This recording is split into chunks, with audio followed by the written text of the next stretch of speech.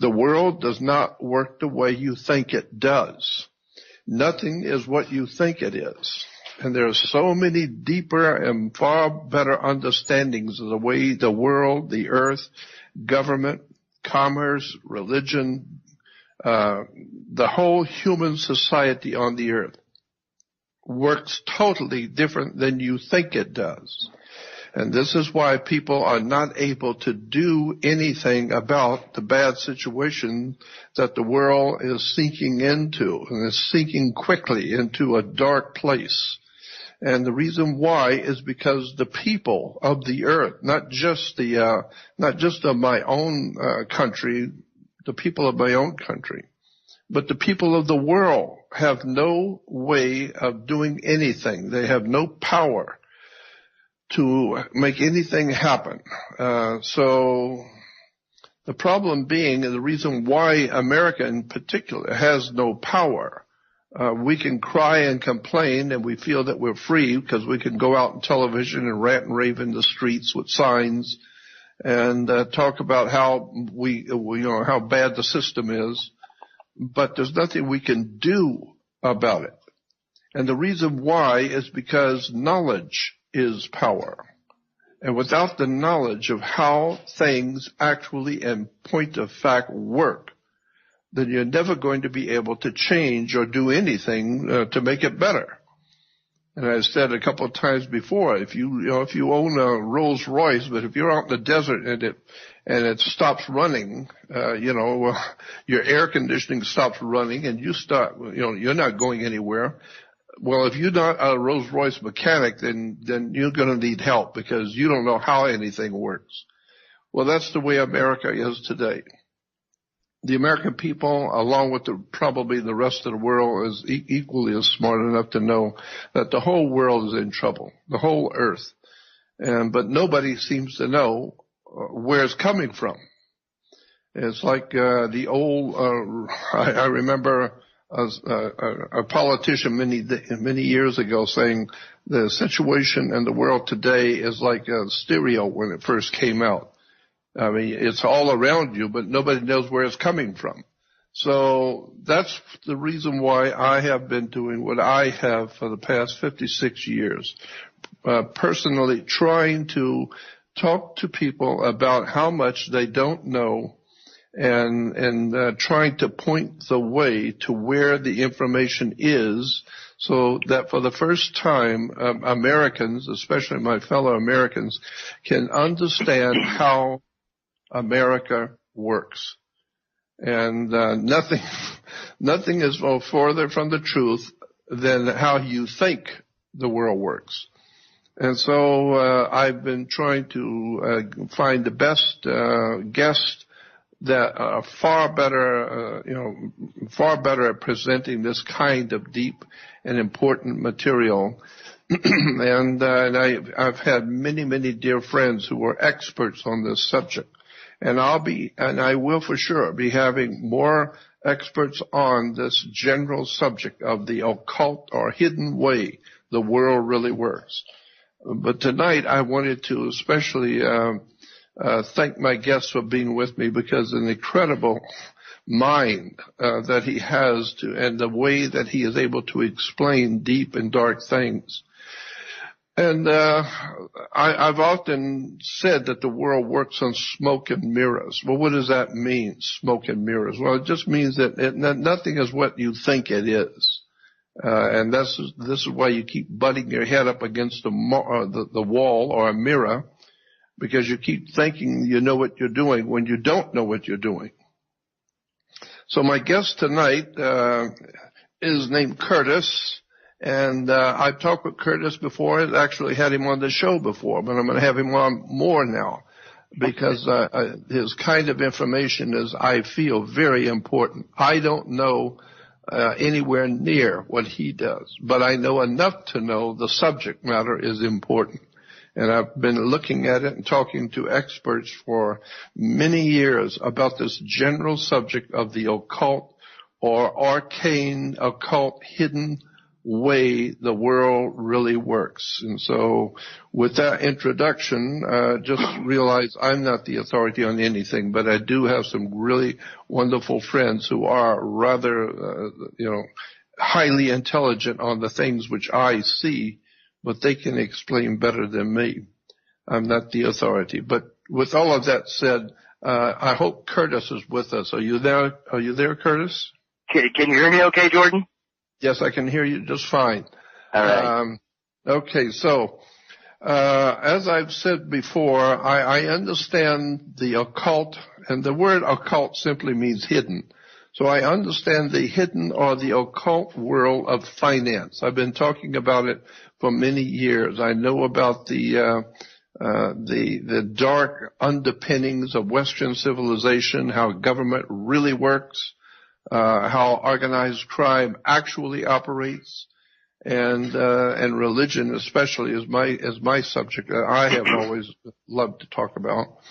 But tonight I want to talk about the hidden or the arcane hidden world of money and finance, banking, and how money works and what it is. What are we talking about? What makes paper in your wallet important? What makes it important and valuable? I don't know. It's just paper.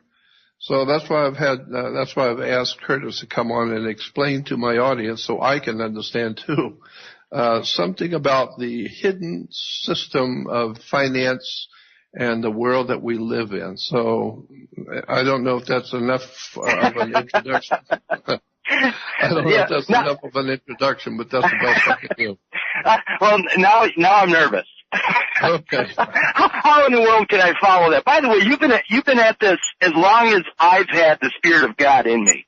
I mean, 56 years. I took my first breath 56 years ago, and that was it. I mean, so you've been at it as long as I've been here. Yeah, well, I started off in 1959, just talking to little group discussions and mom and pop, bookstores and, little private meetings like that, talking about the government and the Federal Reserve and the Knights Templars and the Illuminati and the secret societies and where religions have come from, because I've always been interested in that kind of thing. But it wasn't until about the 80s, mid-80s, that I became aware of the concept of the difference between the United States of America, the Republic, and a corporation called the United States Incorporated, which is a company. And then from there, that opened up the doors, I'm saying in the mid-80s, that opened up the doors to, well, what is the value of money? And who prints the money? And where, what is really going on the earth today? And then I heard you and I was blown away, so I'll let you try. Maybe I'll let you try and go from here. Yeah. Well, first of all, I, like you, I don't feel like I'm an authority on anything, but I'm here to entertain myself most of the time. Yeah, because the stuff is so crazy that, I mean, the first 4 or 5 years into it, it was toxic as heck. But once I broke through a little bit of it and I started seeing the light of truth, then it didn't hurt so bad. But what's funny is, I mean, tonight and maybe in the future we're going to be talking about money, but money, I mean, as we believe it to be, as we think it is. And ultimately it comes back to probably an area where you're pretty strong. But I think money at this point on the entire planet is more, we should just call it what it is. We're using a certificate of indulgence that is granted by the Roman Catholic Church. Ultimately, that's what it comes down to. It's a certificate of indulgence. But I think that you just made a comment. I mean, I'm going to try to start extremely superficial on the very surface so I can try to gather up as many people as possible before I get into the really strange stuff that I've discovered over the years that ties money back basically to our soul. Yes. So yes. I'll start really. That is exactly what I'm talking about. That's exactly what I'm talking about. Is the arcane and the dark secrets of money. And I'm sorry to interrupt you, but that's what I wanted to hear about. Yeah, because I mean, it's like It's like a path. I gotta break through the top. I gotta let people know where it is first. You said something just a minute ago. You know, the United States versus the Republic and whatever. I want to start there just because I want people to understand a very simple concept. If you can understand this concept, especially with as much admiralty law as you've been into or commerce over the years, let's break this down into three very simple ideas. There's subdivisions within each one of these, but I want to just at least name the three. So the United States. The United States is what I call a maritime republic, or it's pure commerce. It's a business. It's an organization, a trade union per se. And so the United States by itself is just a business. That's all it is. And whether it's overseeing a larger business, I don't know, but I'm going to call the United States a business. The United States of America is a country. It's a republic. And people have to recognize the fact that it's what they perceive it to be. It's a government with living people involved and things like that. By the way, it still exists. It hasn't gone anywhere like a lot of people believe it has. It's still there. But then there's the third thing that most people are really confused about, and that's America. America is a whole different ballgame. America is a geography. America is North America, South America, and Central America. America is called the Americas. It's plural. It's all of it. And it was actually claimed through what's called the doctrine of discovery by the Roman Catholic Church back in the 1400s. So the doctrine of discovery is about Christianity. They're laying claim through Christianity to everything that's happened in Americas. So in the Americas, canon law rules in the Americas. Canon law rules. So, and basically the doctrine of discovery says that Spain and I believe it was Portugal basically rule over the Americas. So that being said, what's the difference between America and the United States of America? Well, North America has a specific republic within the geography of North America, not counting Canada. So the republic it includes like Illinois, Wisconsin, Indiana. That's the republic or the United States of America. Because America by itself is identifying basically Catholic property. America by itself. So the United States of America is identifying something completely different. And then, of course, the United States is within that, it's a private business that's operating completely separate. So to me, the United States is a business. The United States of America is a government or a country. And America is, well, it's Roman Catholic. No doubt about that. No doubt that's how I like it. That's how I like to look at it. So yeah. Let's start with, you said money. I'm going to go with money all by itself first. And I'm going to use Webster's and I'm going to use Black's Law Dictionary for money, the definition of money. So let's do money right off the bat. This is out of Merriam-Webster, and I took it Merriam-Webster online. And here's what it says. Money. Something generally accepted as a medium of exchange, a measure of value or means of payment, such as officially coined or stamped metal currency, newly minted money. B, money of account. Paper money, handed paper money. 2, wealth reckoned in terms of money. 3, a form or denomination of coin or paper money. 4, the first, second, or third place winners, in other words, in the money, that type of thing. 5, persons or interests possessing or controlling, and the rest is a position of wealth or, okay. Ultimately, it's a medium of exchange. That's what money is supposed to be. A medium of exchange. Something where, and I like to use a lot of examples. So here's the way I like to describe my idea of money. It has to be a value for value exchange. Meaning, we're all born equal, we all have the value of 1. In other words, you, Jordan, equal 1, and I, Kurt, equal 1. And whatever we produce, that's our 1. That's our 1. It doesn't matter what it is. You have a value of 1 and I have a value of 1. If I want what you produce and you want what I produce, we exchange the 1. So you have my 1 and I have your 1. And we're both happy. In other words, there's no, I don't know, what's the word? There's no compromise. We don't compromise on that. You get all of my one and I get all of your one, and we're completely satisfied with that exchange. That's a one-to-one exchange. Compromise would mean that, let's say, you got 99% of what you wanted, and I got 100%. Well, I'm okay, but you still have an outstanding 1% where you're kind of unsatisfied.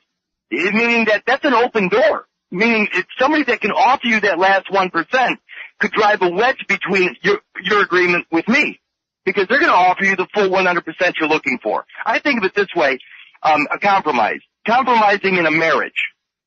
I mean, if I say that my wife is 85% of what I'm looking for in a woman, that's not a very good position, is it? Because there's 15% out there that if I can find that last 15% in somebody else, I'm going to jump ship.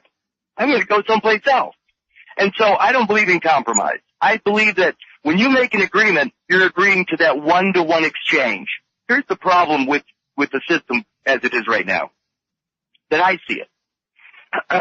It's an energy-based system. Whatever you produce through your ability to produce your energy, the fact that you're alive, the fact that your heart's beating, that energy exchange, your production with what you can do with your energy is traded for my production, what I can do with my energy. That's all it is.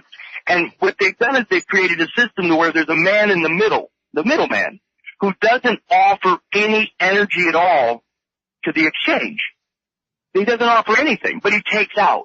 So if you and I make an agreement, we're pretty good if it's just you and I, but if a third party comes in and says, listen, I put you two guys together, so I'm gonna extract 50% of the agreement. Well, then neither one of us actually have a true agreement because somebody came in and took or extracted energy. The easiest way for me to kind of explain this is, the Federal Reserve is the middleman. So here's a good picture in my head. Let's just say that, you and I are neighbors. You're a potato farmer and I'm a laborer. I dig holes for a living. So you ask me, you say, Kurt, can you come over today and, dig a hole for me? And I say, absolutely. You know what I need in exchange of that labor, that hole, is I need a bushel of potatoes. So whatever the requirement of energy for you to create that bushel of potatoes, that's all I'm asking for the exchange of my energy to dig the hole. So when I finish the hole or manifest the hole, you got what you want, and then you hand me the bushel of potatoes. And now that's a one-to-one exchange. We're good. There's no debt. What they've done is they've created a medium of exchange because we can't do that. On a large scale, the way the world works, we can't exchange things that way. That's why a true barter system can't work on a global scale. My wife and I have, Amazon businesses or eBay businesses and have since about 2005. And there's no way that I can dig a hole in, Ireland. I can't go dig a hole in Ireland and exchange that energy for somebody in Ireland for what they have to offer me. So there's a medium of exchange called a Federal Reserve note that is being used in this world. Now, this is what's weird about it. That medium of exchange, there's no energy to it. It's dead. So when somebody comes in, when let's say the Federal Reserve is they're taking, let's say, extracting 50% for the use of their reserve note. The problem with that is that if you and I are making a one-to-one exchange, and let's use a dollar value for our labor. I'll dig the hole for $50, which would normally buy me a bushel of potatoes. So the $50 you offer me allows me to get those potatoes. So it's still a one-to-one exchange. We just call it $50 now.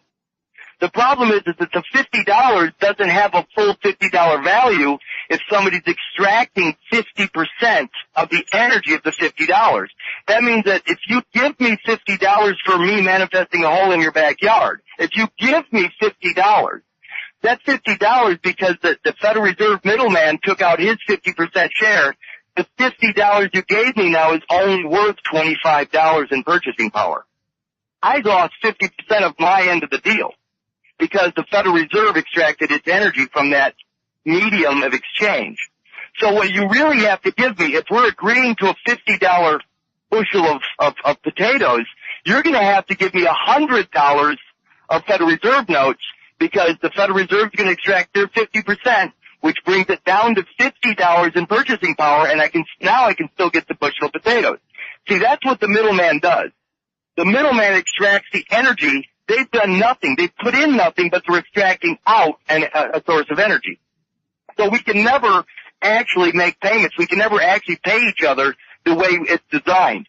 If there was no middleman, if there was no usury, which is what it's really called, they call it inflation, but it's ultimately just usury. If there was no usury, then everything that's ever produced would be an asset instead of a liability. One more example. I'm going to try to simplify this. It seems kind of difficult right now, but I'm going to use another example. I live in Rockford, Illinois. If the people of Rockford, Illinois decided to build a bridge, and they floated a bond or did whatever they had to do to finance that bridge, if there was no middleman, when that bridge was built, the bridge would be an asset to the community. But because there's a middleman that has already extracted his energy, the bridge is never an asset, it's always a liability. In other words, it never truly gets paid for. Somebody has always owed money on that bridge. So the community doesn't have an asset, it has a liability. And that's kind of how everything is working around the world, is that because there's a middleman extracting energy from us, from each and every one of us, and I'll get to that later, but because of that, the system is actually, it's dying. Kind of like what you were talking about earlier. It's dying. We're not going in a good place. And there's no way to recover. There's no way to recover. We can't recover. The system has to be terminated in order for us to be okay again. So, anyway, the money, a medium of exchange is all it is. But I want to go to Black's Law right now and talk about, and use their definition real quick. So I just used Merriam-Webster. It just says something generally accepted as a medium of exchange. That's Merriam-Webster. Here's Black's Law. Black's Law says money in usual and ordinary acceptation means coin and paper currency used as circulating medium of exchange. There it is, medium of exchange, and does not, here it goes, this is Black's Law definition of money. It says, does not embrace notes, bonds, evidences of debt, or other personal or real estate. It says legal tender, near money, script, wampum, a medium of exchange authorized or adopted by a domestic or foreign government as part of its currency. But it says money it does not embrace notes, bonds, evidences of debt, or other personal or real estate. So a Federal Reserve note is not considered money. Right off the bat. It's a note. I was going to say that it's not money, because even on the face of the dollar bill, it says this. How does it say it? That this is. I'm trying to remember how it says it, but basically what is on the dollar bill, it says this is to be used to represent money. This is not a dollar, but this is representing something. So it's not really money. It's just a paper representing something. Yeah, and ultimately, if you don't have to go too far back to find out where the money went, and that's probably a good place to go, because again, money, it's just a medium of exchange that everybody believes or has faith in. Hence the full faith and credit idea. But you have to have the faith. I have to believe that when you gave me that $50 for me to dig the hole in your yard, I have to believe that the $50 will buy my bushel of potatoes. I have to believe it will. But it doesn't anymore because of that middleman. And that's the problem, is that when we lose faith in that system will collapse. All by that, it will collapse.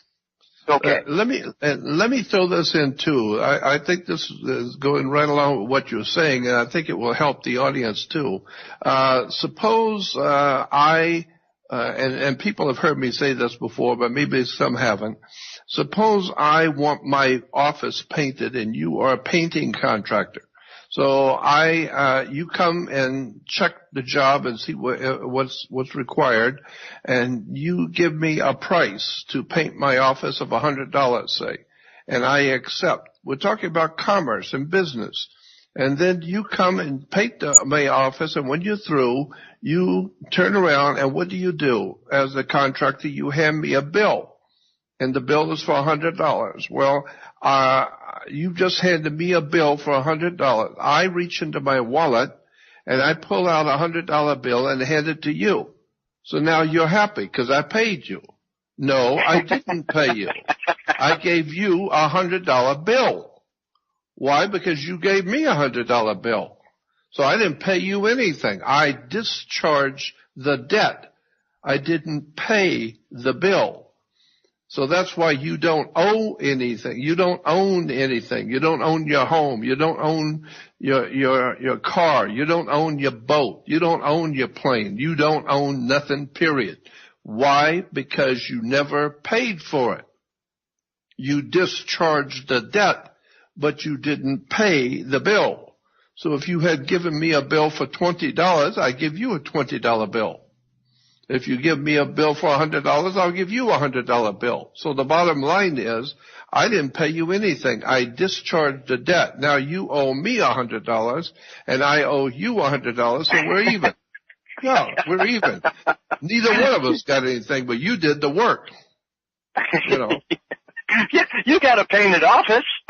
Yeah, I got a painted office. And you got something you think is worth $100, and go out and try and buy something, and you find it's only worth about 10. So, but that's the way it works, So I'm just saying that when you are giving people Federal Reserve notes, you're not giving them money. You are discharging a debt. Like if you walk across a carpet and touch a piece of steel, you get a charge. Well, that's what you do when you walk into Sears and you buy some clothes. You're going to get charged, and they expect you to pay the charge. And so it's a bill. And so it's just words and terms that are, that we come to accept every day and never really think about the implications of what we're doing. So I just wanted to throw that in. No, I see. That's the thing is, we hear these words all the time. I mean, you end up in court, and there's a charge. Yep. But and we're going to get into that because I've discovered some things recently that by the time we're done with this stuff, all the admiralty stuff, all that stuff is going to make sense. And by the way, it's really not scary. It's really and it comes down to one singular moment in your life. It really does. And that's when it goes really crazy, is when by the time people hear this stuff, they're going to go, wow, man, I mean, does Jordan really talk to that guy? Yeah. It's going to go really nutty, but because it's going to be the foundation of everything. But again, about that charge, about the idea of the charge, it's because everything, we do, even the word do, to do something, it implies, real-time action. Right now. You can't do something, then, you know what I mean? You're doing it now. So in other words, everything happens in the present moment. And this is another hard concept for people. Everything we do in our entire life, it only happens now. We always are doing now. We can't do it yesterday, and we can't do it tomorrow. When the moment comes, we're doing it in that moment. So everything is in the present moment. And the word present also means grace. And the whole idea of the Christ, or the concept of the Christ, or the I am, also implies presence, meaning right now. So unless you have life in you, unless you're alive in this very moment, you can't do anything. Everything, all the energy that is provided for the system, as what they use, the term they use, is creditor. Mm-hmm. So all the energy is in the present moment. The creditor exists in life in the present moment. That's the creditor. That's the one that actually does the very thing that creates the charge. It's creating the charge. When I dig the hole in your yard, I'm doing it right now. And when I do it right now, until you pay me, there is a charge, a positive charge. My energy went into that hole. And in order for me to get back to equilibrium, I have to have that energy discharged. You have to pay me. In order for me to get back to equilibrium, I've just given you my energy. I need an equal exchange back to me so I get back to equilibrium. So, because right now I'm in the negative. I gave you this and I'm in the negative. And so in order, it doesn't matter what the medium is at this point. A bushel of potatoes is fine. You know, but that's the whole idea. You gotta give me something. There has to be a value for value exchange. And that's what people don't understand. When I hear the word creditor and debtor, I want to poop my pants. Because the creditor, the energy source is only in the present moment. We always only do things right now, in the present. Now here's what's weird. The present moment is where all energy, where all things are made, where everything happens. That's the present. That's the grace of God. That's the Christ. That's I am. Not I will be or I was. It's I am. I am implies the present moment. So the creditor is the Christ. That's the creditor. That's the one that pays all the bill. You know what I mean? It pays everything. Because that's the only place things can actually happen, in the present moment. In 1582, what did Pope Gregory do? He created another timeline, the Gregorian calendar. He created another position, another timeline that the Roman Catholic Church claims as their own, the Anno Domini calendar. And where does and you know the stars better than most. Where does the Anno Domini fit into the Julian calendar? 13 days behind it right now. Yep. 13 days behind. So if I lay claim to a character born to the Anno Domini Gregorian calendar of Pope Gregory of 1582, I'm claiming a position 13 days behind the present moment of the Julian calendar. The Julian calendar. So look how weird that is. If the Julian calendar identifies the present day, the present moment in real time, where the creditor exists, then who the hell is 13 days in the past? Who's coming up behind you 13 days later but the debtor? In other words, if Curtis Richard Kallenbach, the birth certificated person, born to the Anno Domini Gregorian calendar 13 days after the present moment, if Curtis Richard Kallenbach lays claim to the hole that was dug in your yard, did he dig the hole? Hell no. I dug the hole. Curtis Richard Kallenbach is 13 days behind me claiming my work. So he's actually being extended credit by 13 days. He's being extended my energy for 13 days. Because I dig it right now, but 13 days from now, he's coming behind me 13 days in the Gregorian calendar.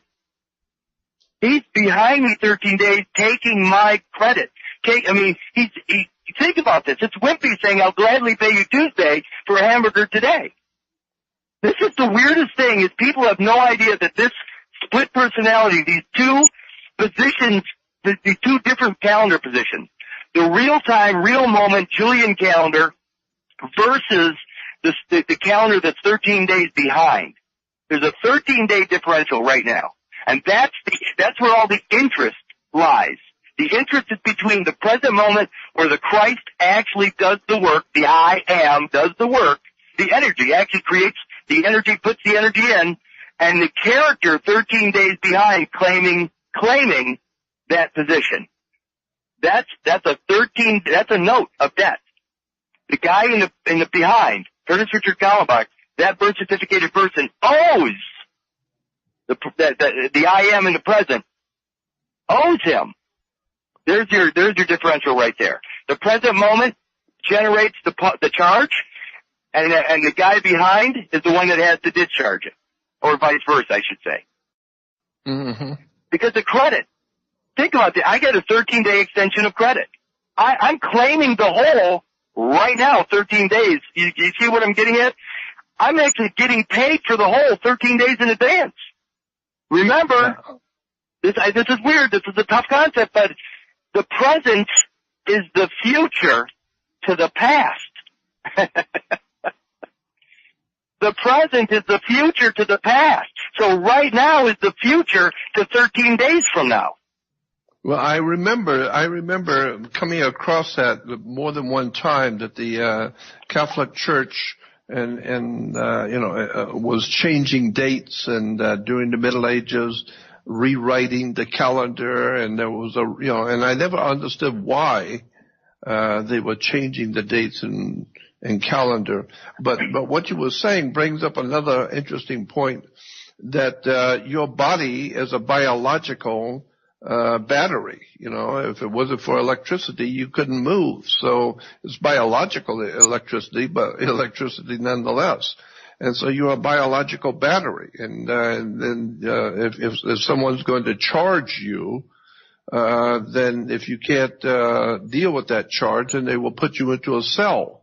And and so that's what a battery is. So you put the energy into a cell, so you're going to jail. And but that's exactly right. But look, if I do something in advance, if I get on a bicycle that's attached to a generator that's funneling energy into a battery, in other words, for future use, I could sit on a bike and pedal that thing and charge up that battery. So the energy from me, the biological being pedaling, created the energy that's in that battery, that's in storage in the battery for future use. And that's what I am. That's what the Christ is. See, the present moment is me doing the work, digging the hole in your yard right now. The funny thing is the Roman Catholic Gregorian Anno Domini character, 13 days behind me, is taking credit for that energy right now in his world, 13 days in advance. That's a loan. He's in debt to me for 13 days of my energy. But it's me. So I'm both the creditor and I'm the debtor through their character. I'm both. I'm both positions. I am the present, and Curtis Richard Kallenbach is 13 days behind me. Yeah, I get the general gist of it. But the thing that stands out in my mind is I know that the Catholic Church did change the calendar, and there was all kinds of arcane or occult or hidden significance to the banking world going on, in the Vatican. Because remember, I'm saying this to everyone, remember the Vatican has dominated Europe for over 2,000 years. 1,600 years the Vatican has dominated Europe. What I wanted to say was that Rome has dominated Europe for about 2,300 years, starting with the Caesars of Rome, and then later about 1,600 years from backwards was the Vatican dominating Europe, and so therefore Rome is still dominating Europe. Now it's the Holy Father. Well, it's the same thing as the Caesars of Rome. But if you think about how Rome has dominated Europe for 2,300 years, and then for the past 1,600 years it's continued to dominate Europe, it's called the Vatican, which means that the Vatican and Rome has dominated Europe for 2,300 years. But what you don't think about is that Europe itself has dominated the planet for 2,300 years. And so all roads lead to Rome, period. Absolutely. And what is it that we're talking about money, but since it's only a medium of exchange, what is it ultimately that they're after? They're after the labor. Because the labor is the product, the energy of each and every one of us. Whether it's your intellect, your product, the things, the articles, the things you put out, the knowledge you put out, that's a product of your brain, which is energy, and you put that product out, and that's through your labor. It's intellectual, but it's still labor. And that's what they're capturing through the medium of exchange, is the energy. It doesn't matter whether it's me digging a hole or you putting out a book. It's the same damn thing. And so they're capturing the labor or the energy or the productivity of man through a very simple mechanism. It really is, and it's our belief. It's our belief. And it's going to come down to something so horrifying, ultimately. It's going to come down to the concept of believing in salvation. And I'll get into that, too, by the time we're all done with this. Because salvage, the concept of salvage, i.e. admiralty, a shipwreck, and salvation are one and the same thing. So when admiralty is the law of salvage, and of course salvation is the same darn thing. So we're gonna get into that, but I just want to be clear that the margin between the real here and now. Again, remember the word present and grace are the same thing. And I'm not a religious guy. And by the way, I'm also not a patriot. Because that's the separation of church and state. And you can't exist with the separation of church and state because the state is the father and the church is the mother, and you can't divide those two because you're a product of both. You have to have both, the divine masculine and the divine feminine, and your mother's DNA and your father's DNA in order to exist. So you cannot separate church and state, which is what they've done on paper. But again, back to this, this is such a simple idea.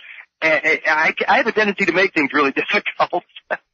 Well, I had a rabbi, not too many years ago make that point to me that, it says in the scriptures, to honor your father and your mother.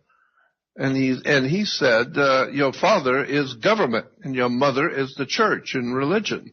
That's the implications of the scripture, to honor your father and your mother, meaning the one that gave you a presence on the earth is government, and not the one that created you, but the one that gave you a position on earth is your father, and the one that nurtures you with that position is the church and religion, your theology. So your mother and your father is the government and the church. And so, like you said, you can't divide them because they're it's mother and father. The Summa Theologica, the Roman Catholic Church doctrine, the stuff they use in seminary, St. Thomas Aquinas. I believe that, and if people want to go to this, I've been at it long enough to remember the page number. It's page 4,995, the Summa Theologica. They actually describe what mom and dad bring to your life. Father brings form or status, standing, or position, your societal position. Of course. And mother brings substance, which is the material or the matter. So dad is subject, mom is matter, subject matter. So the combination of father and mother together are called subject matter, which is the res, or the existence of each and every one of us. But that's right out of church doctrine, and they describe the mother, all the products from mother's womb, and of course father gets status or standing. That's why what you just said about the rabbi saying, honor thy father and mother, what's interesting about that is recently, the concept of standing. People said, I've been trying to change my status for standing for a while. You don't have to. What you have to understand is that you need to bring those two pieces together. You need to bring those two pieces, father and mother, back together, because when you do that, it's called good standing. And good standing also has the same legal definition as honor. So when you have good standing, you're in honor. And people don't realize it, but good standing is the father's side attached to the mother's side. Now you're in honor with both mom and dad, but you need to not leave one of those out. Patriot means father, and of course the mother side or the matrix is pure mother. You can't have one or the other. You can't choose one or the other. That's separation. That's separation. You're right. Yep. But and again, back to the concept of money. These guys have known the energy system since the beginning. They don't care what you call it. They don't care what denomination. They don't care about any of that. All they care about is what you believe and how they can get you to believe it, to give up your labor. To give up your labor so they can get produced what they want. And it's a very simple thing for them, because all they have to do is make sure that we have great entertainment and we have, plenty of food. Alcohol. Food. That's why we have liquor stores on every corner in every city. Every corner has a liquor store, and it's cram filled with all kinds of alcohol and liquor and cigarettes and cigars. But it's it's pretty much on every damn corner. Why? Because we want to make sure that the people are drugged. And if they're angry and upset and they're frustrated, they can always have a couple of drinks and forget it and go watch basketball. And so I've always noticed that. And Dick Gregory, my dear friend Dick Gregory, once said, everything is changing prices. I mean, things that cost you 10 cents many years ago cost you $2 today, except in alcohol. Alcohol is still just about the same price it always was. It hasn't gone up that much in price at all. It's pretty easy to get, even if you are, a derelict or sleeping in an alley, you can always bum a few dollars off of somebody and get a bottle. So, alcohol is like, Joe Kennedy. Joe Kennedy, the great merchant, the Kennedy father. He said alcohol was made to be sold, not consumed. And I thought, well, that's pretty interesting from a guy who was big in the liquor industry. He said alcohol was made to be sold, make money off of it. You don't drink that stuff. And so, when I look at the way the world works, it's the same thing. Nothing is what you think it is. And when you start breaking down words and terms and like I always say, you have to go to court. Why do you go to court? Well, you play tennis on a court. And how do you play tennis on a court? You play with a racket. And so, and then you find out, no, the whole thing is a racket. And then you begin to see how, what is a bank? You have to put money in a bank. Where do you find a bank? A bank's on both sides of a river. It's called a river bank. And what does a river bank do? It directs the flow of the currency. And so, it's just a ebb and flow of a current of your labor. And so, I remember a Jesuit priest a long time ago. We were talking about this kind of thing many years ago, but anyway, this Jesuit priest just casually said to me, well, in any family, the male, the father, manufactures, and the woman is in labor creating the product. And so, so you come down your mother's birth canal, implying water, and then her water breaks, and you come out as a maritime admiralty product. But I thought that was interesting, at the top of the hour. I thought I heard the music. That's a perfect segue for me to start on that path. Because the most important stuff is what you just said right there. But if we can get into the nuts and bolts of that, because everything started in 1933 here, when FDR basically said, today is the day of national consecration. He actually created the holy ground, a day of national consecration, a holy nation. A nation made up entirely of holy ground. And that's you just described it, and whether you know it or not, you just described the holy ground, which is the land of your soul. And that, by the way, is where the certificate of indulgence comes into play. And again, in 1933, FDR, when he created that nation, he actually said today's the day of national consecration. I mean, is Illinois, in Indiana and Wisconsin and Arizona and everywhere out there by you, is that one nation? Hell no, it's not. So how in the world do you say today's the day of national consecration, as if only one existed? It's because he created one in that moment, and it's very specific to what they did, and it generated these certificates of indulgence or deeds to that land as of 1933. The birth certificate came out that year. Yep. And then I can go. That's where I want to go with this conversation. Yeah. Well, I'm telling you, there's a lot there. And the other thing that bothers me about it is because that was in 1933. Yeah, 33. Yeah, 33. Absolutely. Anyway, I guess tonight is Kurtis, and we're talking about the occult or arcane subject of money and how governments work and all of the strange stuff that we Americans are never allowed to know. No one teaches it in school. There's a very good reason why they don't teach these things in school, because the teachers have no idea in the world what they're hearing. teachers have never heard any of this. And so it's always been the same thing in any tyranny. Anytime somebody wants to take over and run the plantation, you don't let the people living on the land know what you're doing.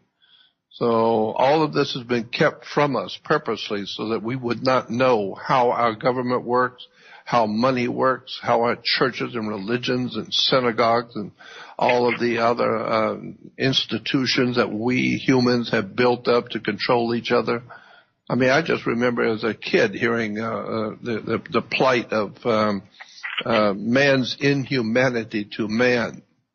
Well, my God, it's everywhere now. Mankind has given itself over to institutions, ideas, and concepts, and they have no idea in the world where the words come from.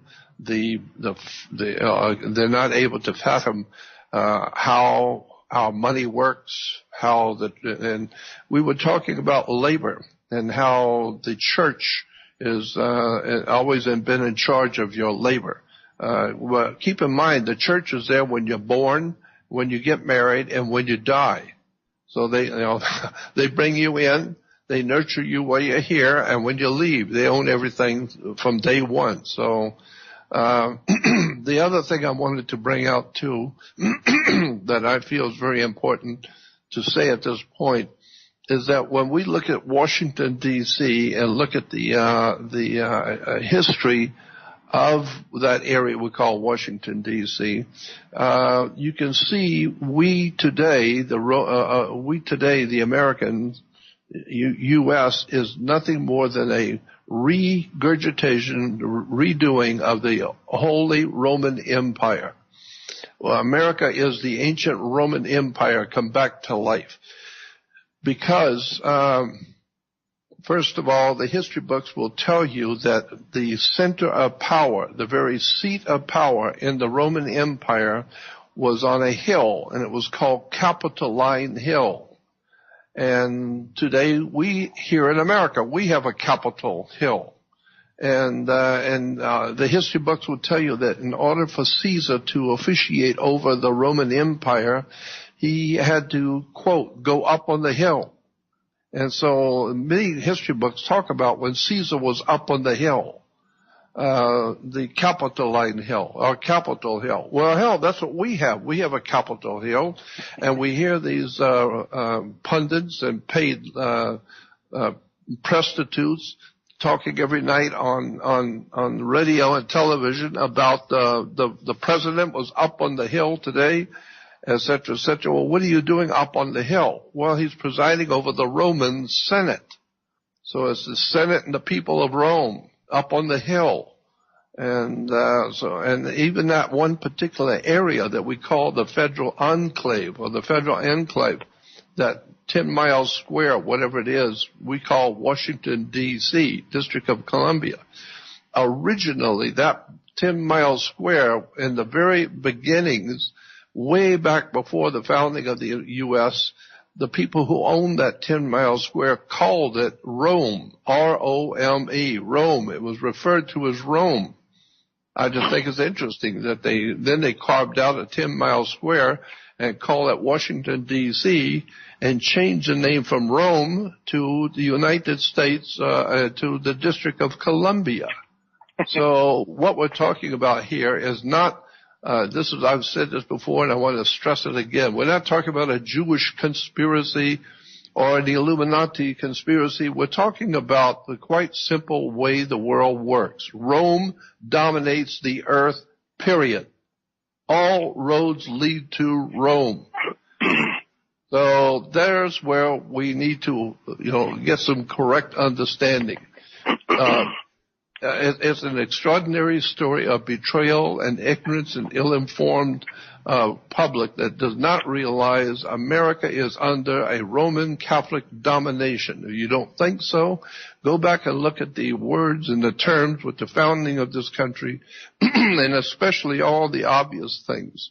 So there's on the web, under image, if you go on the web under image, you will see quite literally hundreds of pictures of the popes and cardinals and all the big shots in the Catholic Church are right in the middle of the American government. They're having dinner and laughing and talking and enjoying themselves in New York, the Empire State, and they are right in the middle of America's domination of currency, money, government.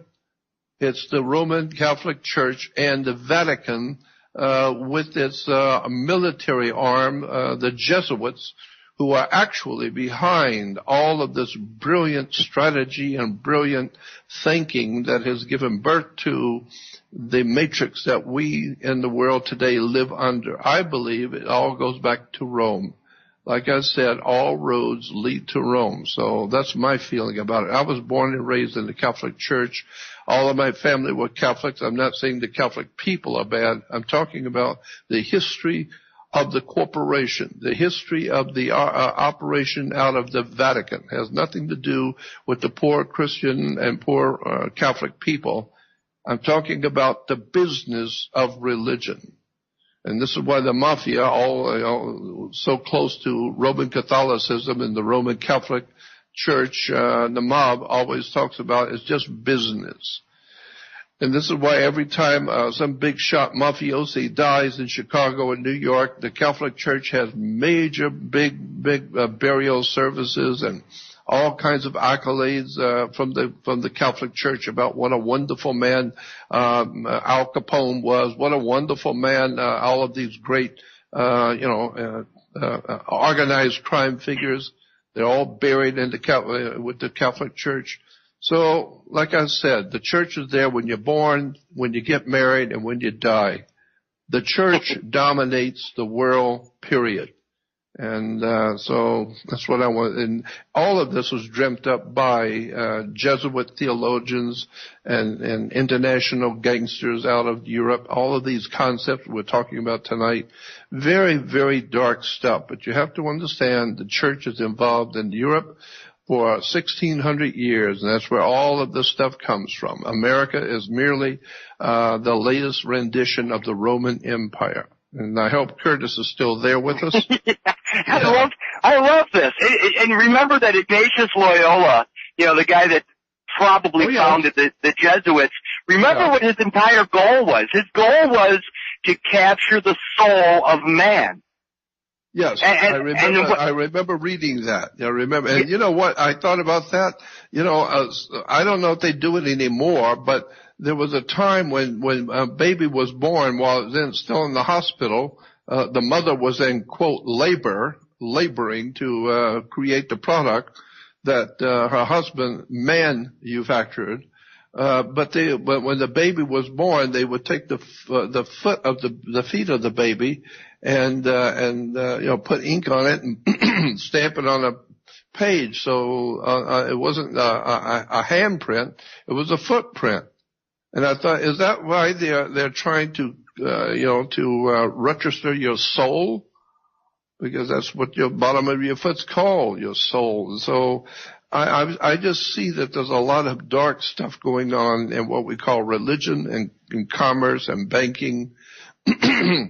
And it's just a system that's developed by humans. And I would go even a step further and say I think that we are living in a system that was designed by a demonic force, something that is not of this world.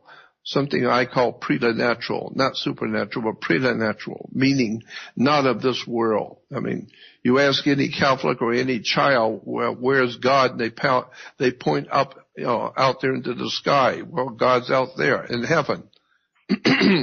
Well, do you believe in angels? Yes. Where are angels? Well, angels are out there with God in heaven. Well, I got to tell you, God and the angels then are obviously extraterrestrial. And it's beginning to look more and more the more I look at this. Yeah, it's beginning to look like the whole entire story of religion is based on extraterrestrial influence, driving us and guiding us, and we think we're talking to God. and we think we're worshiping God, and it's an incredible story of betrayal. I think the ultimate story about God is that there are extraterrestrials here, and that our universe is teeming with life, and somebody's come here a long time ago and checked us out and thought, you know what? These people are pushovers. They don't know what they're doing. So why don't we come in and run the whole earth for them, and they will work, and they will dig up the gold, and they'll make money for us, and they will do all this stuff for us. And when we're through, we'll just bury them.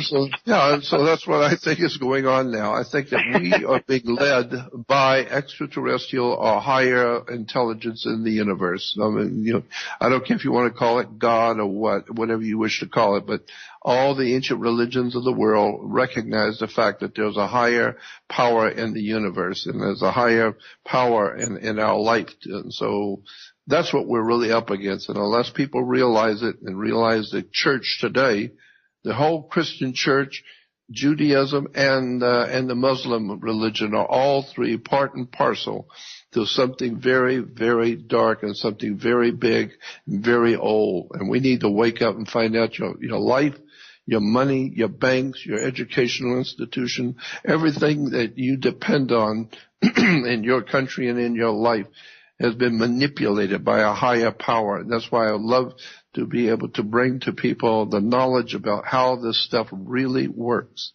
And again, I want to thank Kurtis for trying to help us to understand a very dark subject.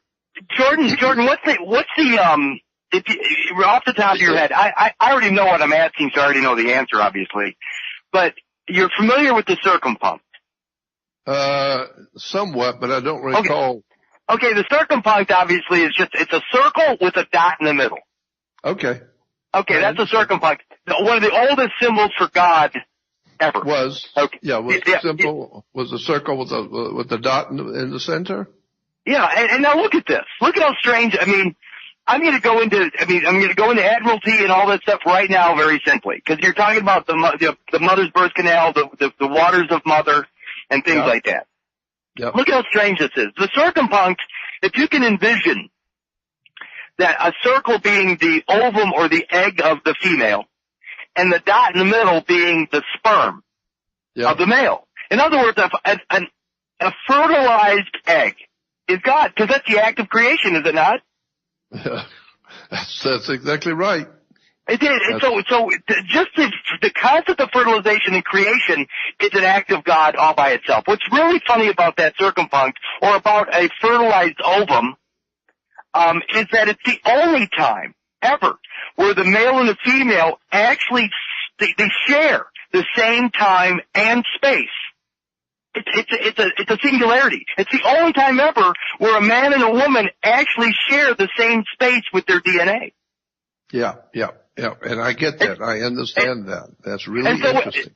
And so when Heavenly Father, and I'm going to get kind of gross here for a second, comes down and plows the field of Mother Earth. Well, no, but listen, that's exactly where the concept of God the Father comes from.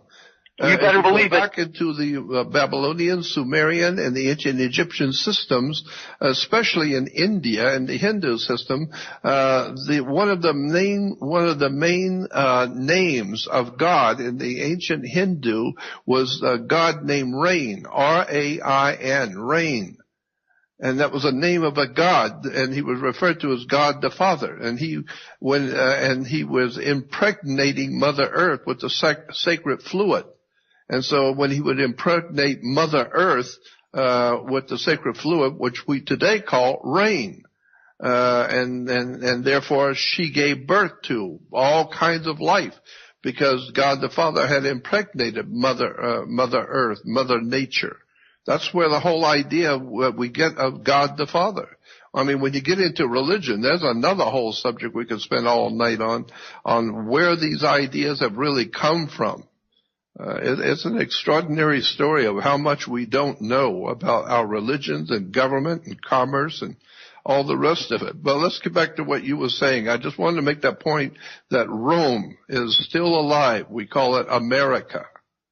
So, and Washington, D.C. is still the Roman Empire. And The position that I was there in England, to York, England, where you see the statues of Caesar in front of churches and buildings. Well, that was the main headquarters for the Roman Empire when they went into Britannia, was the city of York, England. And so when the Vatican and all of its international banking cartels and all this dark stuff was moving to the New World, they came to the New World, which is us, and they set up their operation, call it New York. And so New York was the empire, and the empire strikes back. Now we're getting into George Lucas and Indiana Jones and all of that. It's all one story. It's all very deep, very dark, and very mystical, but fascinating for me. I love this kind of research, but it really does imply something very, very evil is afoot. It's the greatest story ever told. Yeah, it's the greatest story ever told. It's not the greatest collection of historical facts. It's a story. And once you understand the Bible is a story, it's the greatest story ever told. But once you begin to see what the story really is and see how it's a metaphor, then it becomes really interesting. Now you're seeing maritime admiralty law. You're seeing all the court system. You're seeing the labor, the control of labor, like the mafia. The mob is very big on controlling the labor unions. The carpenters union, the painters union, and the Soviet Union, and now the European Union. And where was the European Union, the paperwork for the European Union signed? Where was the official day and the official signing of all the different governments in Europe come together to sign the European Union? If it wasn't in a church, in a Vatican, in a Catholic church in Rome. The pictures are there on the web. You can see it everywhere. Yeah, all the big nations sent their presidents and all their officials to Rome, to a very big, beautiful Catholic church, where they, up on the altar, they were sitting there, all the officials of European, setting up the European Union, and they were signing all the papers with the cardinals and all the church officials there. So this whole idea of the European Union is a Vatican fascist Nazi operation, big time, in your face. And there's all kinds of proof of that the European Union today is nothing more than a Nazi Vatican operation to reestablish the Holy Roman Empire over the whole earth. But you can't do anything with the whole earth unless you get rid of America first, because it's the biggest guy on the block. And that's why we're in so much trouble. They're trying to destroy the American ideal, the American people, and put us into prisons and put us into stupidity and ignorance so that we don't understand how our money works, how our government works. The whole thing is really a terrible shame. So yeah, it's funny because what I've kind of discovered over time was through the words of the Pope himself. What's funny is when I want to get my way, I use the Pope's words. I always use the Pope's words because I can see where I can agree with it. I mean, I did it in one of my son's cases, court cases.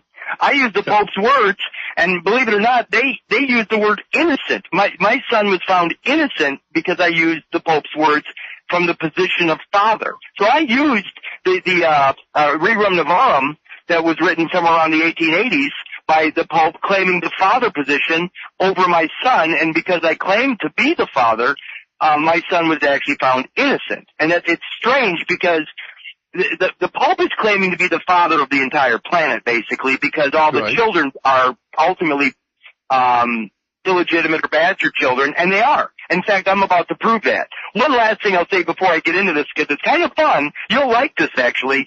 But if people that are listening to this right now, if they're near their computer, type in Vesica Pisces, that's Desica, Pisces, Piscis, as in Pisces, the stars, Vesica Pisces, and then type in Washington Monument.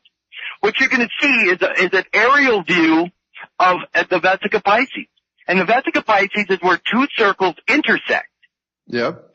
And what's funny is that the Washington Monument as a phallic symbol is coming right up through the vagina. That's it. And what's crazy... That's exactly what it is. The Washington Monument is the male erection, and it connects directly to the female ovaries, or the Oval Office. Yeah, but if you look, this aerial view looking right down on top of it, they also show not only is the Vesica Pisces there, but the circumpunct is there. Yep. Because you're looking right down on top of the Washington Monument, which is the dot in the middle of the circle. So all this stuff is, these guys that were fighting the Catholic Church, I mean Washington and all these other esoteric, Freemason guys and all this other stuff, before they were co-opted by the Jesuits and what have you. They had their own version of reality, which is probably more real, it's more nature-based. But, so, I mean, they put all these symbols out there for us to recognize that this is all about nature. Nature is God. God is part of nature. It has nothing to do with this man-made religion stuff. So, but that's the war. The war is for your mind. And that's what's funny is, and again, if you look at the Vesica Pisces, you're going to see the Jesus fish in there too. And during the Middle Ages, all over in the Middle Ages, you would always see Jesus in the almond or the female ovaries, and all of that was all part of the art of the church. And my God, that's a whole subject, completely whole different subject when you get into the hidden sex of religion. I mean, I can give you another 3 hours just on that in relation to Judaism and Christianity and Islam. All three are based completely on sex. And of course you can go back to the parent of all three of our major world religions today, Judaism, Christianity, and the Muslim religion. All three are based almost directly on Hindu. The Hindus gave all the symbols, ideas, and concepts to all three religions. But nobody seems to want to talk about that, the Hindu connection to Islam and America, and to Christianity and Judaism. But Judaism itself is just crammed filled with Hindu. All the words and terms and symbols, all of it goes back to the ancient Hindu.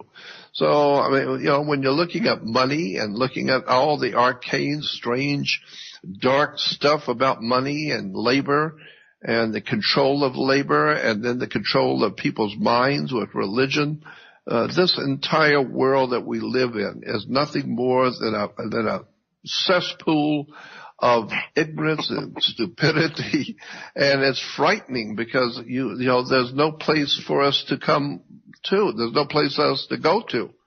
Well, I'm going to read something to you real quick.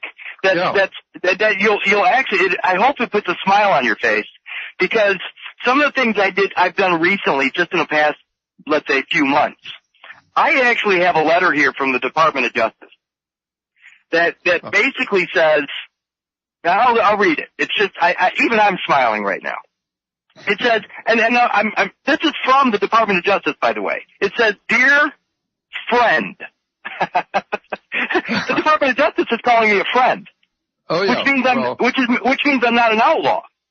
So, and very few people, I've only seen this like three or four times in my entire life where somebody was considered a friend by the federal government and Department of Justice. Look at this. It says, "Thank you for your recent letter to the Attorney General.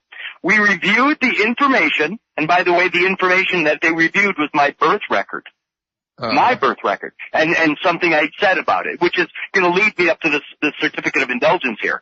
But it says, "We reviewed the information you provided, and it appears that this matter does not involve federal law and or the Department of Justice." So the federal government is I'm no longer an enemy of the state because of something I did. How crazy is that? I've heard about this, but I want to know more, because I've heard this before, that you as a U.S. citizen are considered to be an enemy of the state unless you are actively engaged in military and law enforcement. But if you're not actively, if you're retired, then you're out. But if you're actively engaged in military and police and law enforcement, then you are a friend to a government. If you're not actively engaged in military or law enforcement, then you are considered by law to be an enemy of the state. And so, and what it is it's sort of a defense position. It's a defensive. In other words, remember that all this stuff, when you hear the word issue of national security. Yes. Well, I mean, everybody's what is an issue? But I mean, it's a security issue. It's actually a share of stock in a company. So it's an issue of national security because the financing of the United States is the security of the United States. So this is not about, what people think it is. An issue of national security can be a guy wearing fatigues overseas, or it could be a stock share for a corporation. An issue of but it's a nation. It's a security issue for a specific nation that FDR created in 1933 when he said today is the day of national consecration. So he created a holy ground, a place where deeds would be issued for holy ground, and that's what the birth record is. It's a deed to basically holy ground. The land of your soul. Your DNA is the land of your soul. So here we go. This is kind of fun, and I'm gonna try to keep it really simple because we can always come back on this, but I want to get this out tonight. And we talked about it a little bit, I think, last time, but here's what's weird about this. The concept of child sacrifice, the concept of a savior or a sacrificial lamb is going to come into play. And by the way, this all fits into the concept of certificate of indulgence or the financing, because this very thing I'm about to say is what is the entire system in a nutshell. So here we go. So again, mom walks into a hospital, pregnant.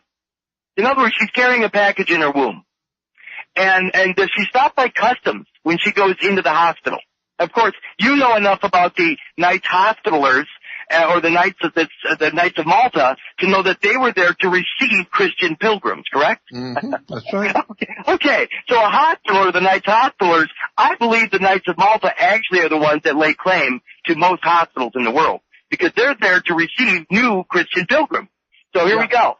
Mom walks into a federal hospital or a hospital carrying a package. She does not stop by customs to declare the package, does she? No.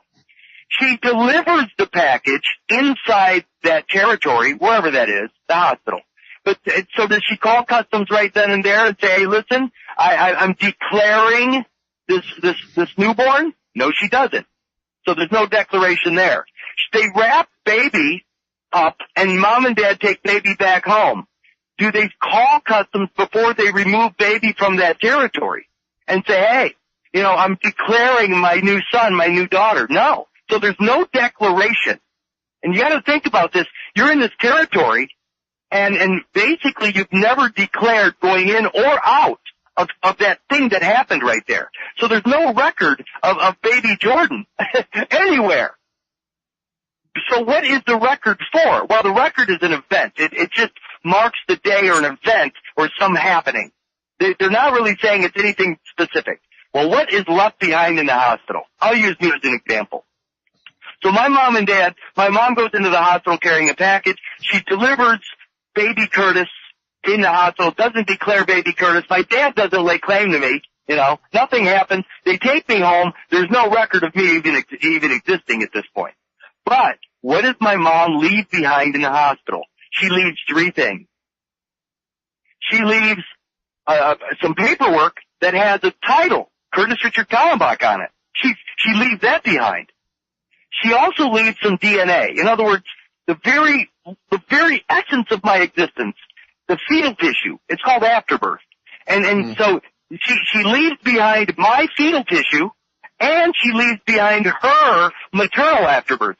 So inside the afterbirth, there's two different DNA. There's my mom's DNA and my DNA in the afterbirth.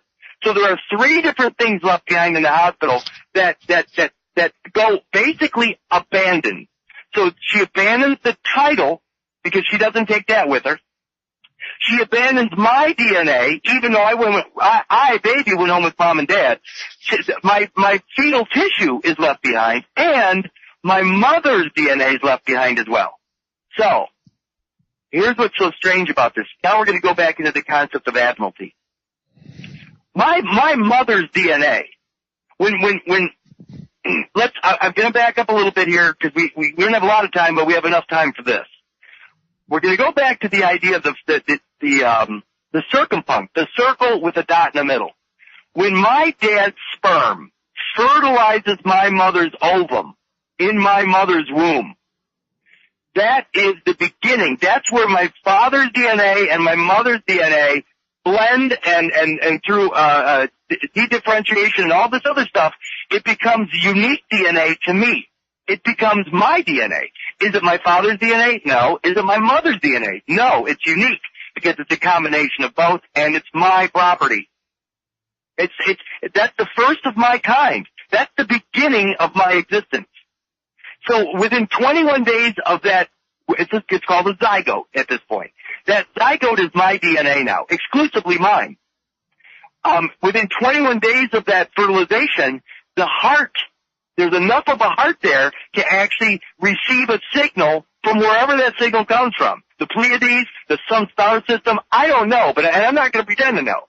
But the heart starts to beat when it receives that signal. So you got 2 different things happening here. The beginning of the new DNA, which is the fertilized ovum or the zygote, and now you have a separate heartbeat separate from mother's. There's the first of the zygote, then there's the beginning of the heartbeat, and then finally, when baby comes out of the womb, there's the first breath, which is called an inspiration, or the breath of God enters the baby, separating baby from mother completely. So that, it's the separation from mother that is the beginning of your time in this realm on this earth. It's the first breath that is when you are completely separate from mother. Now here's what's crazy about all that. That's baby. What about the afterbirth? What happens to that? That's what's left behind in the hospital. Baby goes home with mom and dad, never to be heard from again, until they need to call baby into court. But the point is that the afterbirth, the fetal tissue, is an exact, it's my DNA exactly. So that also appears to have been abandoned in the hospital. And my mother's DNA.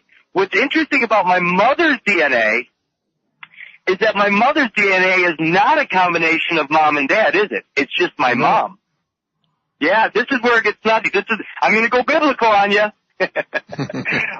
My mother's DNA is born to a virgin because no biological earthly father had anything to do with the birth of that maternal afterbirth. When it came out of my mother's womb, they call it born alive. Legally, it's called born alive, and it's a separate legal person. So that child, that legal issue, the maternal issue, has no earthly father. It's an immaculate conception. It's pure. It is. I know this sounds funny, but that's Jesus. That's the sacrificial lamb. It's not born of an earthly father, and it is sacrificed. That's the sacrifice. That's the child sacrifice that they're still making, by the way. It's not the baby that's sacrificed like a lot of Christians are screaming about. It is the actual afterbirth that is sacrificed. Does that make sense? Yes, it does. Yeah. And that's my mother's DNA. Because the Roman Catholic Church does not lay claim to the product of mom and dad. They only lay claim to the female. So my mother's DNA is only passed on between females. In other words, the maternal afterbirth is a product of what's called the mitochondrial lineage of mother to mother to mother to mother. There is no biological father in the mitochondrial lineage. It's all female, which is the Roman Catholic Church. In other words, it is the female church. So the maternal afterbirth is the only part that the Roman Catholic Church is claiming. They're not claiming baby, and they're not claiming the fetal afterbirth tissue. They're only claiming the vessel, the tissue itself, from my mother. And that's the problem, is that the title left behind in the hospital, Kurtis Richard Kallenbach, Kurtis Richard Kallenbach can go either for my mother's DNA or the fetal tissue. And by the way, the entire banking system is built upon this, because it's built upon the sacrifice, the sacrificial lamb. That is what the entire, the certificate of indulgence is based upon. So when you have that vessel, when you have that DNA on your side, you have Jesus on your side, and it basically is an indulgence. It pays the bills. There's no outstanding debt. Remember, Jesus died for your sins. That's right. Yep. And that's what this is. If you know how to reattach to that vessel, if you know how to pull that vessel back into your world, then Jesus is in your world and acts as that sacrifice. And I know this sounds funny because I'm not a religious guy, but I'm talking science here. That maternal afterbirth is the full discharge of everything you do in your entire life. But it has to be connected to you.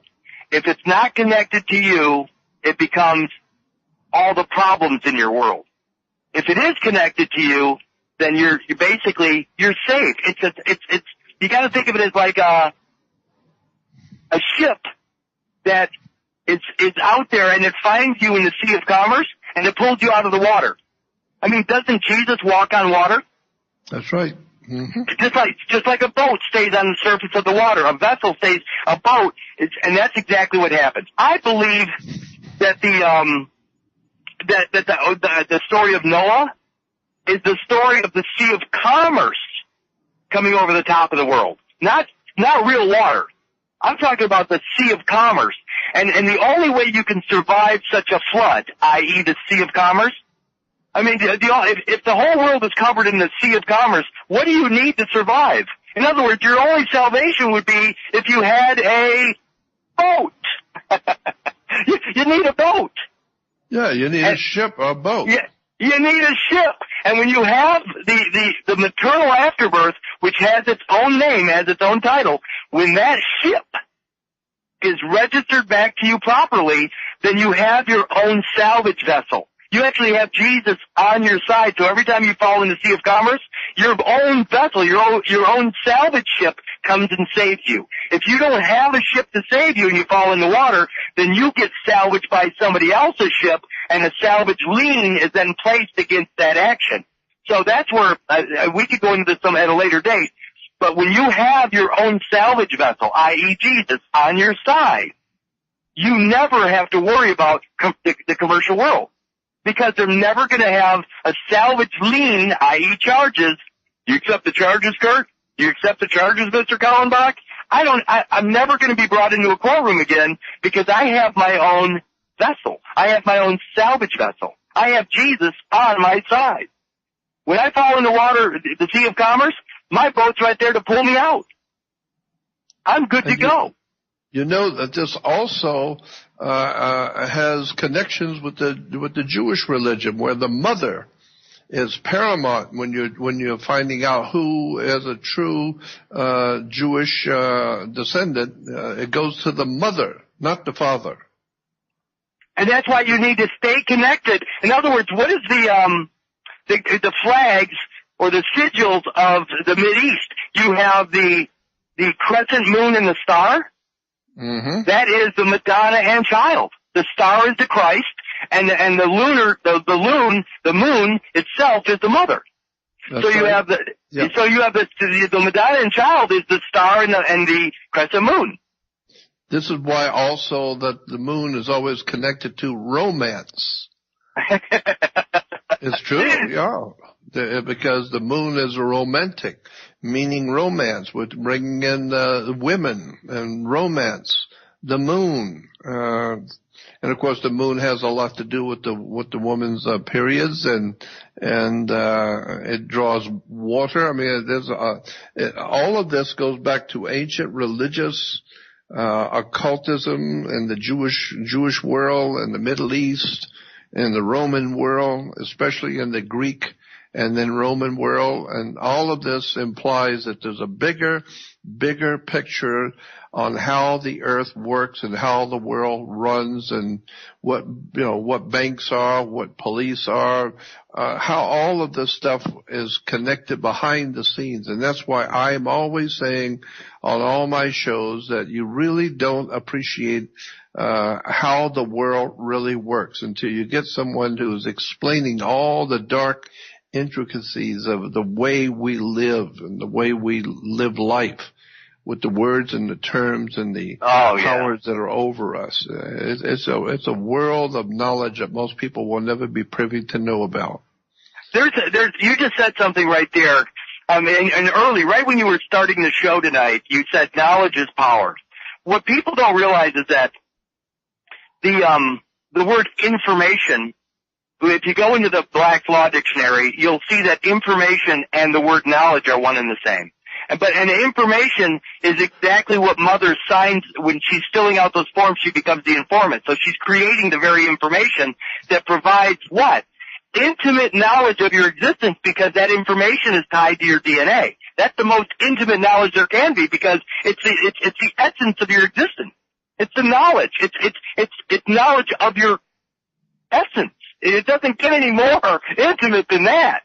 So the word knowledge and information are one and the same. So again, knowledge is power, but what they have is all of these deeds, all of this paper that identifies you through your DNA. If you don't recollect it, if you don't collect it, if you don't bring it back into your world, it's out there in the public. And what I call it is I call it a public easement. If you abandon your DNA to the public, you become a public charge. You do.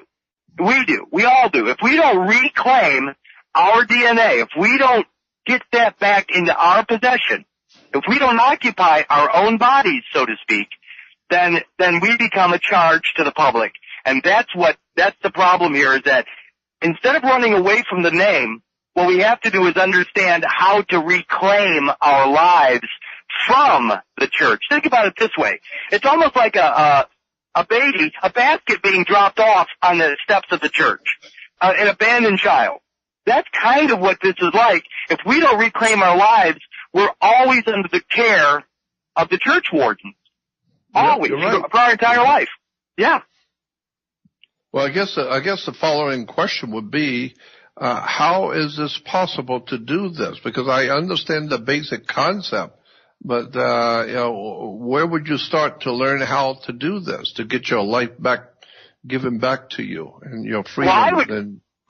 Well, between you and I would help you do it one-on-one. Yeah, I know. I know, but I mean, for anybody else, I mean, if they want to go to my website and start and learn some of this stuff, they need to go there and they need to invest a little bit. Just like this. I mean, I've listened to your stuff for years, and that's the only way I got to where I am. I mean, I had to let go of a lot of ideas, so I had basically the eyes to see. I wasn't tainted anymore by a belief system. And that's what the first thing you have to do is get rid of all your belief system. But the reality is this is all mechanics. It's all mechanics. The only one that has a right, when you go back to the very first cause, which is that zygote, the fertilized ovum, the very point where you were created, that's your paramount claim upon your existence. And by claiming that moment, you also own all subsequent happenings. So if you go back to the very first moment and claim that DNA, then everything that you produce through that DNA, which is the capital and labor of your existence, is called industrial property. When you claim that, nobody can make an alternative claim. The idea that this weird trust exists, that there's this Seta KV trust from 1666, trusts don't exist when there's a singular owner. So everybody that wants to talk trust with me, they need to just back off, because there is no trust when there's a singular owner. So my question to you, Jordan, is how many people own your life? How many people have a legitimate claim upon your life? Only one, and that's you. So if there's only one owner, there is no trust. If there's anything more than one owner, then there's a potential trust to exist. And see, that's why all the people that are chasing all this trust property and stuff, their very first premise is off.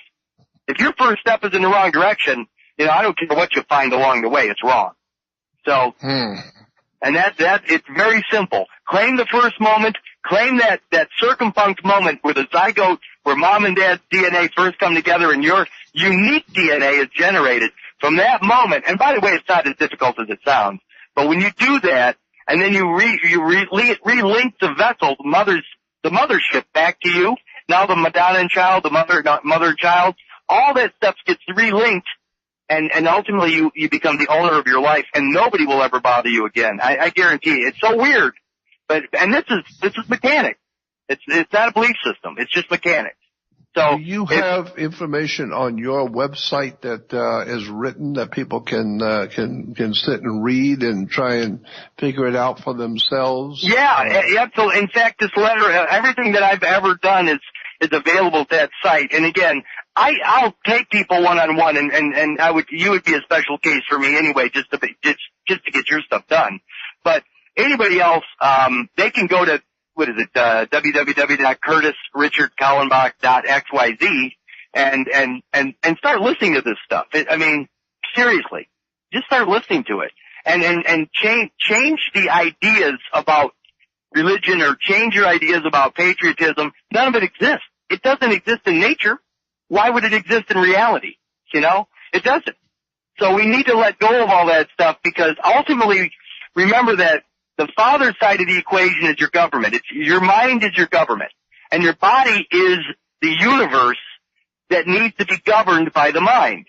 So to be, and I don't use this word very often, but to be a sovereign in your existence, you have to have the government in your own mind watching over the body, which is the universe. Remember that spark in the heart, in that SA node, the sinoatrial node of the heart, wherever it comes from, if it comes from somewhere out in space and enters that place, that's the sun or the center of your universe.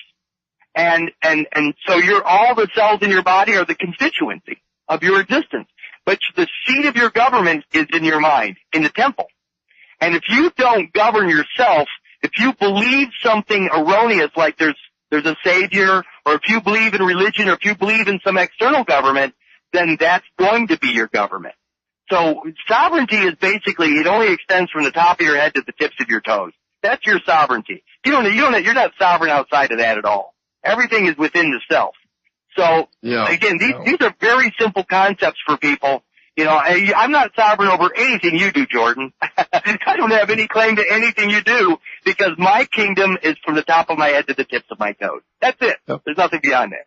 So again, that goes back to concepts in Judaism, that I've heard those basically same concepts and ideas you're expressing in Judaism, that you are the kingdom, from the crown of your head to the sole of your feet.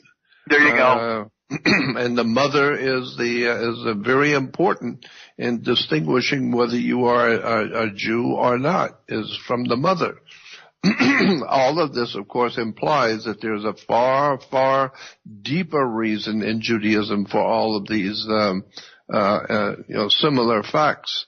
It's because, Jews are usually very good at law and banking, and they go back, into the Middle Ages and to, ultimately back into the Middle East. And all of this is based on law, on commerce, on labor, on human beings. And of course, I have found out that our physical bodies are a security for the corporation. And anyone who works for a company, no matter how big the company is, like Ford Motor Company, for instance, if you're working in Africa for Ford Motor Company, it doesn't matter. You're still a Ford Motor Company employee. It doesn't matter where you are on the earth. Well, if you take all the people who work for Ford Motor Company or General Electric or anything else, if you take all the people, period, the people who sweep up at night to the president of the company, you are all members of the Ford Motor Company family. And therefore, in law, the whole group is referred to as the body social. The body social of the Ford Motor Company is everybody who works for it. It's called the body social. And therefore, if you are doing your job and they're using your body on the stock exchange for commerce, then you are a security for the body social. And so when you retire, which means at the end of the evening you go home after work, you retire, they give you social security. No, you are the security for the body social. So they're not giving you social security. You are the social security for the corporation. And so, you know, I've been aware of hundreds of little interesting tidbits like this, and then to hear you explaining the even deeper, facets of this incredible world that we live in. Well, we'll have to do it again. We'll have to come back on and do another couple of hours. And I really want to get into religion with you, especially into the Old and New Testament as it applies to maritime law, international business law, corporate law, and how the religions of the world are very heavily involved. I mean, this is why churches are divided into denominations, like 50s and 100s and oh 20s. My God. Yeah. Well, here, one last thing I'll say this is for people just to wet their whistle on the weirdness of even belief systems. The Jewish calendar, because I started with some of the calendar ideas tonight. The Jewish calendar today says what? The year is what? 5776? 5,776? That's the Anno Mundi calendar. That's the Jewish calendar. The Anno Domini calendar says it's the year 2017. That's like 3,760 years apart. So the Jews are in the future by 3,760 years because that's where the Old Testament carries them. The New Testament says it's the year 2017, but that's 3,760 years in the past. That's just, I mean, again, these are just arbitrary calendars. We live in the same moment, but the point is that they get to look back at us and go, oh, we can control the past. Yeah. But it's all on paper. It's all on paper. Let me ask you this. Tell the audience very slowly where they can find your website and how to contact you.